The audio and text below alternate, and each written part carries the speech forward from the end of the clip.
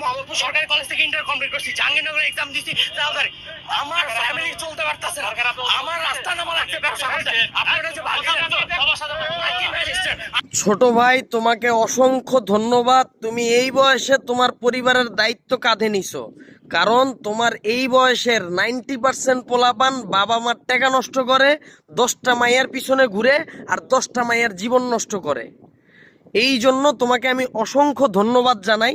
আর তুমি এখানে আরেকটা কথা বলছো যে তুমি পড়াশোনা করতেছো, ভার্সিটির জন্য ট্রাই করতেছো। আমি তোমাকে সাজেস্ট করব যে তুমি যদি নিজেকে মনে করো যে না তুমি এই পড়াশুনোর জায়গাটায় এতটা পারফেক্ট না বা দক্ষ না, তাইলে আমি বলবো যে ওই শুধুমাত্র মানে সার্টিফিকেট অর্জন করার জন্য পড়াশুনো চালায় যায় মানে সমাজের জন্য একটা কলঙ্ক হওয়ার দরকার নাই। তুমি যেই ব্যবসা করার সিদ্ধান্ত নিছো তুমি ওইটাই করো, তোমাকে শুভকামনা। কিন্তু তুমি যে সিদ্ধান্ত নিছো যে ফুটপাতে তুমি ব্যবসা করবা, এটা তোমার পুরোপুরি ভুল সিদ্ধান্ত। কারণ ফুটপাতটা হলো জনগণের চলাচলের অধিকার।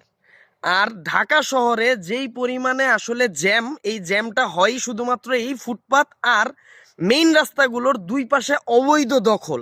প্রতি বছরই পুলিশ প্রশাসন অনেকভাবে উঠানোর চেষ্টা করে আবার বসে, উঠানোর চেষ্টা করে আবার বসে। তো পুলিশকে আমি অত্যন্ত রিকোয়েস্ট করব যেন এইটার একটা পারফেক্ট সমাধান করে।